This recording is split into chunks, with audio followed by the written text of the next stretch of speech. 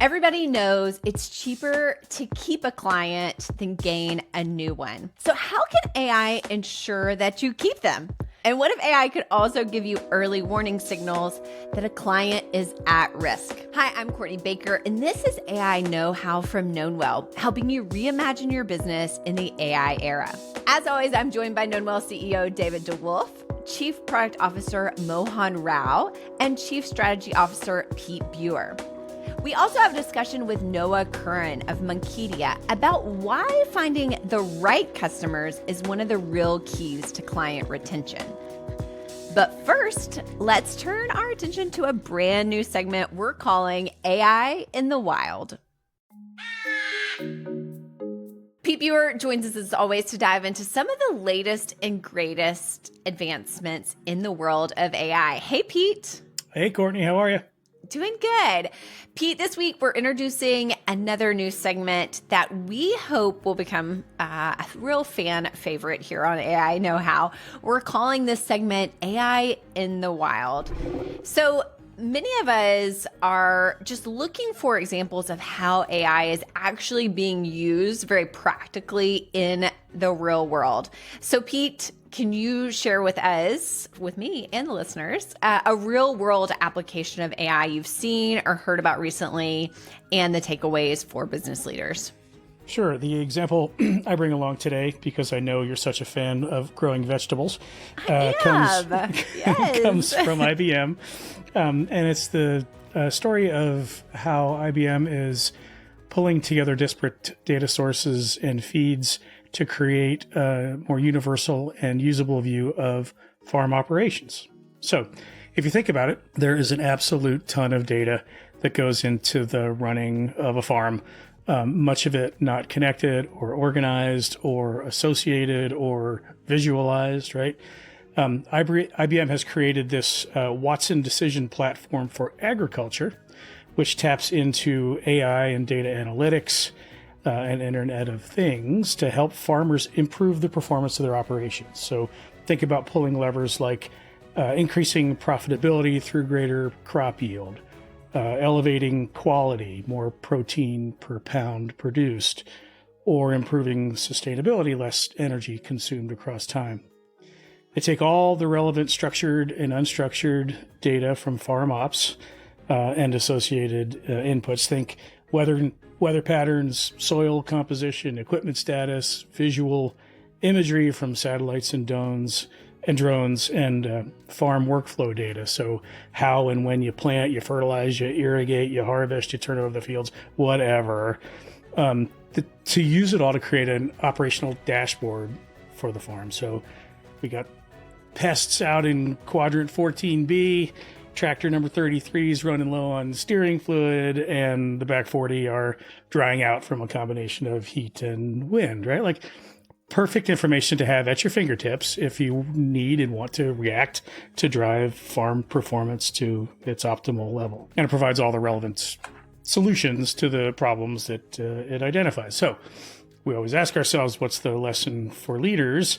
Well, poetically, it's plant the AI seeds in your organization now and watch them grow. But practically, look across the business and understand what problems, big problems you want to solve with what data, and get cracking, make hay while the sun is shining. This is so good. And honestly, I can't even think about the business applications right now because I'm just thinking about my own little garden and should I be using AI to build a new gardening calendar? So there you go. I do think this is really interesting and always fun to see how AI is actually being deployed in organizations and producing return. Pete, thank you for this. This is a great example. Okay, Courtney, take care.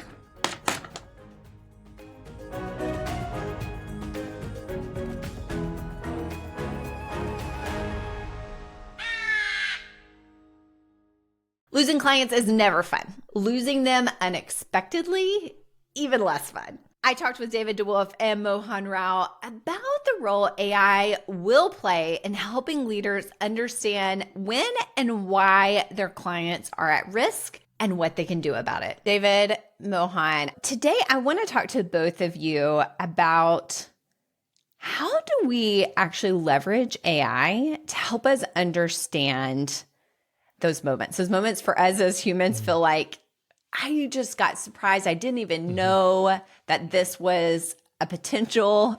I felt really secure that that client was going to renew or whatever the situation is. Is there an opportunity that AI can actually help take that very painful moment away? If so, tell us how. Yeah, let's frame this a little bit and talk about why is this so painful. I would start with, I think as businesses, customers are what we revolve around, right? Our clients are the lifeblood of our organization. And that's not to diminish employees. It's not to diminish other things, but organizations exist, if you're a business, to serve your clientele. And it is essential that there is some stability there. And I think the reason why surprise is such a hard thing to grapple with is that if my entire intent, if the orientation is to serve clients, to add value to the world, to deliver this value, and it's one thing for you to churn a client, for that client to go away, for that client to have struggles. It's another if I'm not even aware that that is going to happen and I'm caught off guard by it, right? Yeah. And so it's this shock to the system, almost a double punch, right? It's wow, not only did I lose it, I didn't even have a chance to fix it, yet it would have been the highest priority if I would have known. Right. Mm-hmm. And I think that is the root of it. And what's interesting is you listen to that. If I would have known, why don't we know? We don't know because as we scale our businesses, we go from a point of being able to be involved in all of these conversations to, especially in B2B services, there are these multi-threaded relationships that it just becomes impossible for anyone to sit in the middle of and pick up all of the individual discrete signals and to connect dots and find signal from noise, right? And it's a scalability problem. It's hard. And what has made it even more difficult in the past probably 20 years, right, but it's accelerated so much in the last 10, is that not only do we have more connections than ever, we have more channels than ever. So even if you wanted to sit at the hub of all of those, you couldn't get your hands on top of all of the different channels of communication that are happening. And so I think the problem has not only multiplied, it has exploded and it has become more and more difficult. Yeah. Do you think that's because with the tools that we have, we sort of measure it in an analytical fashion and really kind of what the customer is thinking is more at an emotional level. They're thinking and feeling about the problems as opposed to analytically reporting. And maybe there's a solution there that AI can help with. I think that's so true, Mohan. Mohan, I was actually talking a couple of weeks ago to a chief people officer, actually, who was trying to get their head around this and really understood it, stand it. And they got it in their mind, but they really didn't get it in their gut until I made the analogy. I said, you know how as a chief people officer, you have this gut every now and then that somebody in your organization is not as engaged as they should be, maybe at risk of departure, and you can't quantify it. You can't tell me the 3 things you saw that made you think that. It's just a gut, and you know from experience to act on that. And she was like, oh yeah, I know exactly what you're talking about. And I said, that's it, right there. When you are in the business of serving clients, you have the exact same thing. It's not an analytical problem that you can compute and do math off of. I can't create business rules for it. It is incredibly probabilistic where I notice 57 different things and it means something to me. And it means something to me that I can't really process and boil down to an algorithm. And I think that's what you're talking about. It's that gut instinct. It's that feeling that we need to be able to act on, that if it's all in a report, if it's all in a dashboard, if it's all just numbers, doesn't speak to us.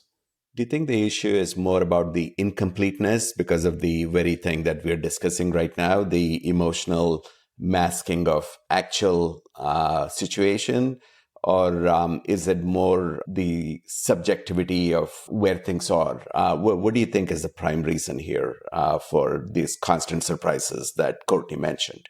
Yeah, I think it's actually the intersection of a couple of things, Mohan. I think you hit on two of them. I think one is the incompleteness, right? When you, simply put, you can't find trends and connect the dots if you don't have all of the dots. And so it's hard. So it lacking information.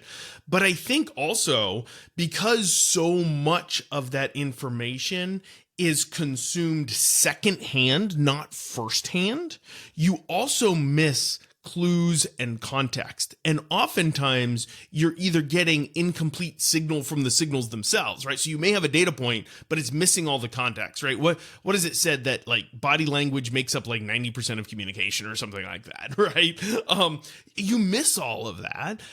And it may be interpreted through somebody else as well. So you're not only getting an incomplete story, you're oftentimes getting a wrong story, or at least a more incomplete than you even imagine story.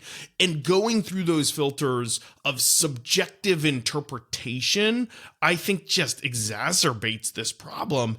And so can you point it to one thing? It's incomplete. Yes, that's true. But also, if you're looking at wrong signal, it's going to throw you off even more, right? And so I think it matters that all of these intersect together as much as anything. So we've established this is painful. We don't want it to happen. We would all like it to end. You know, obviously we are a podcast about AI. So I'd love to talk about that. How can AI actually help solve some of this pain? You know, it's such a unique moment in time. What does that look like?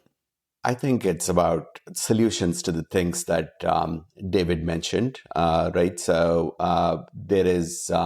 When an organization is scaled, no one person has all of the data required. When I say data, it's not just analytical data, but also emotional aspects of that data. And the question is, how do you break those silos down into getting a complete picture, right? Even then, you may not completely 100% eliminate surprises, but hopefully it should go down a lot. It's similar to how when the company was smaller, you could keep it all in your head, and at a scale stage that you can't anymore. So move more towards that sense of it.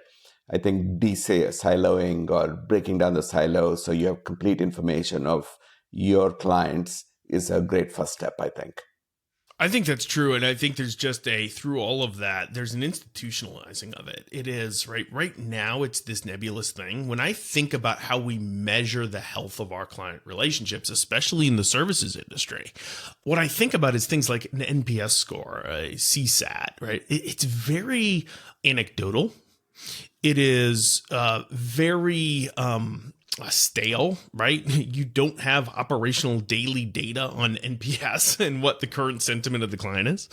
There's just so many flaws to it that it's underdeveloped and immature. And so to me, it is everything that Mohan just said, plus the institutionalizing of a benchmark, the institutionalizing of how do we turn all of this into not just a gut feeling, but if we truly want to scale it, how do we create a standard out of it, a benchmark out of it, have a score that we can say, this is how it's trending today, right? This week. And then the deep understanding of what do you do about it, right? In order to game that system and to start to improve that score, to really be able to act on it, I think is critical. And here's one of the things that I really believe: keeping and maintaining your clients. This has nothing to do with AI, but I think the AI can help solve it. It is not a client management or an account management or a client success problem. And too many organizations look at it that way. Oh, you're tasked with managing the client and retaining them, and they're your key metric. It takes a village. You've got to have an entire organization aligned around serving your clients. And if you don't, you're broken. And so if we can institutionalize it so everybody is singing off the same sheet of music, everybody understands the state of that client and what needs to be done to improve it, and is watching that score go up, I think we'll be better off. several years ago, I'm sure y'all remember this moment, when you would go through the Chick-fil-A drive-thru. It's not where y'all thought I was going to go. It all comes back to Chick-fil-A. It's always Chick-fil-A. What kind of sauce? Idea that's where we were going. Okay, you would go through the Chick-fil-A drive-thru, and here in Nashville, we're a test market for Chick-fil-A, so we get new stuff early. Now she's just bragging. I know. Okay. We got those doors. They would come out to you now. Like gone was the drive-through window, but at that moment you could actually look into the store.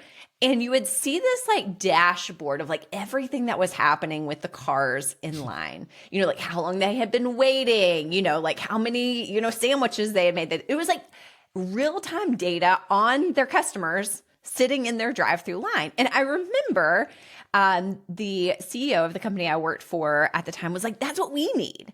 And I feel like in a lot of ways she was right. I think what we didn't have at that time was the technology to really be able to do that. And I think what the two of you said around AI remedying in this, of breaking down silos, embracing the objectivity, really filling in the data gaps, and being proactive. Basically, we're just doing what Chick-fil-A was doing 10 years ago. No, I'm just kidding. Yeah. But what Chick-fil-A hasn't done yet is, I don't think they have cameras seeing if I'm smiling or not to know what my sentiment is. Right? But, true. They may, and I just don't know it. I don't know. Good point. Let's not put it past them. But I do, it just, breaking this down reminds me of that story. And I think it's such an exciting time. It's such an exciting time to have technology. Again, I feel like we say this all the time, but really helps elevate humanity. It helps us be better engaging with, again, the most important part of our company, which is the people that we're serving. Often with surprises, you don't know what's missing, right? I mean, that's the very definition of a surprise. Yeah. So what the AI technology can do is to look at, model the good clients you have, and then be able to put a spotlight on data that you don't have for the other clients.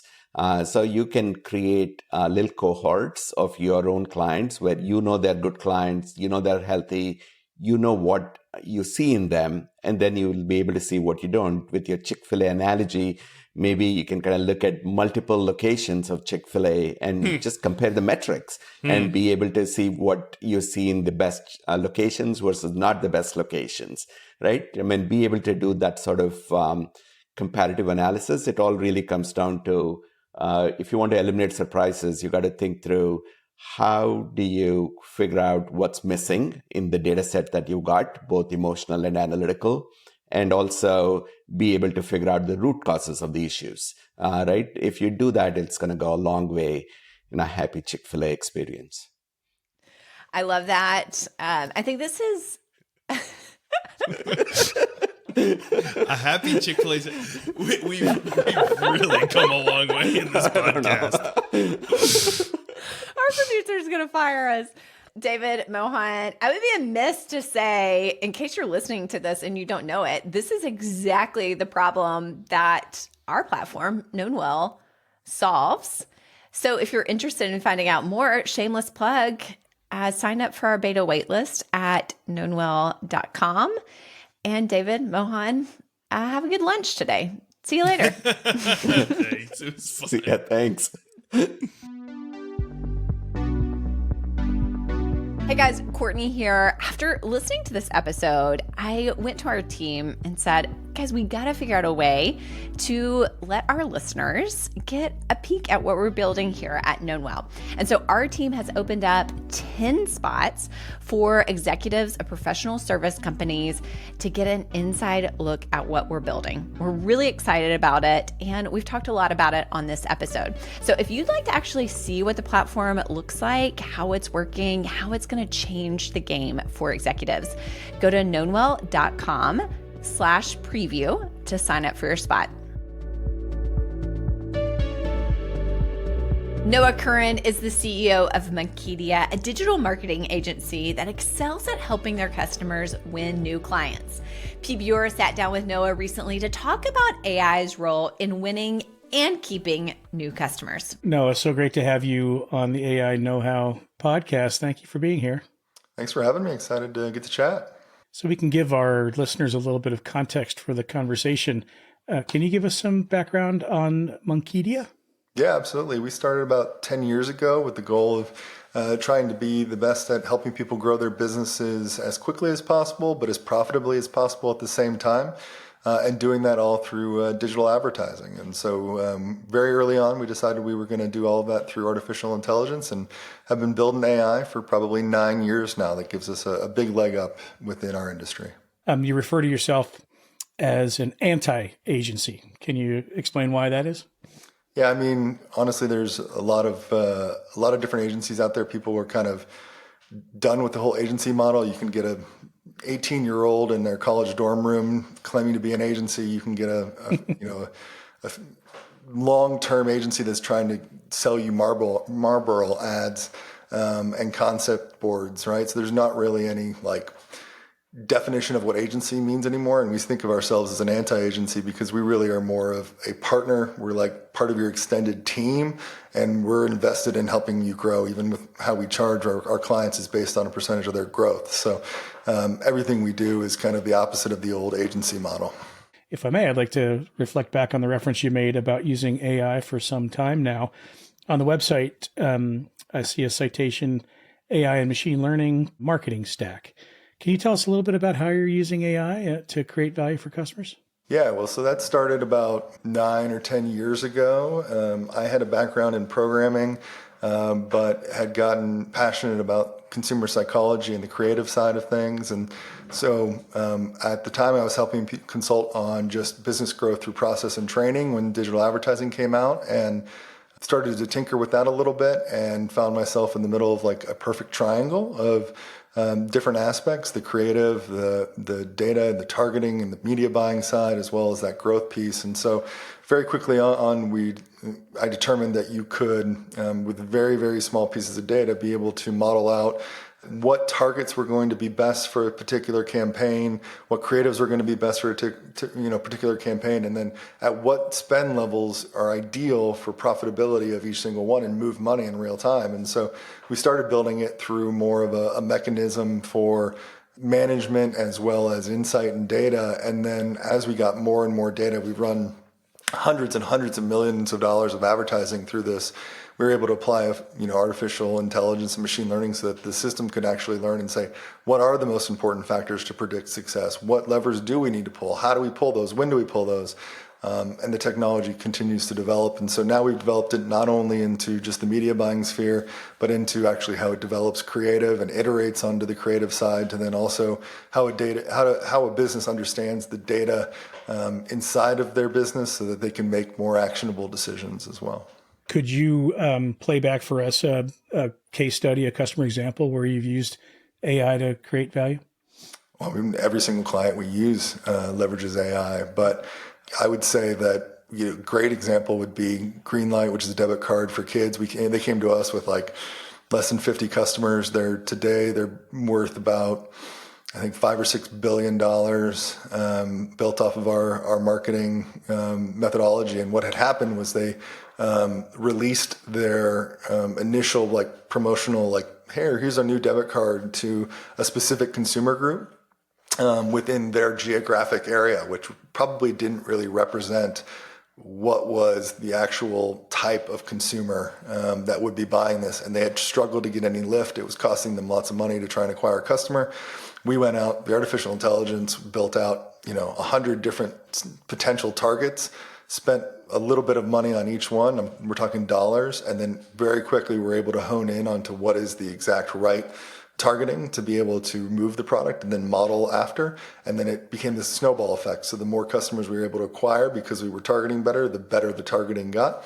And then did the same thing in looking at each step of the purchase process for a parent to be able to optimize, because it was at first it was like a 16-step process from when somebody clicked on an ad to actually signing up for it, and we were able to move that down to 7 or 8 steps because of how the artificial intelligence identifies, okay, where's the drop-off points, and then how can we clean those up and understand what that customer journey looks like. I guess, does the old John Wanamaker saying about 50% of our advertising spend is wasted. I just don't know what 50% is that out the window nowadays. Yeah, I mean, very much is. If we don't know, I always compare it shotgun versus sniper, right? Like the old methodologies, billboards, shotgun, you're hopefully getting 1% of your audience. Our technology literally ranks every single person in the United States on their likelihood to convert, and you spend your first dollar on the most likely to convert. I always tell this, like I give these people a challenge. I say, if I was to walk in with you and two of your friends into a Walmart and said, the first person who gets somebody to buy something, I'll give you $1 million. What would you do? Right? Answer that in your head for a second. What would you do? And very often people don't say, well, I would go to somebody checking out and just help them scan the item and check out and be done.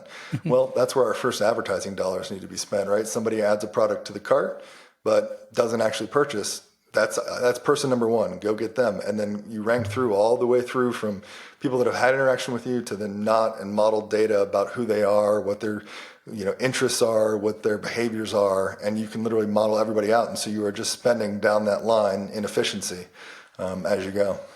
Your process is heavily data and science intensive. Is there much of a burden for customers to ready the data on their side before being able to engage you?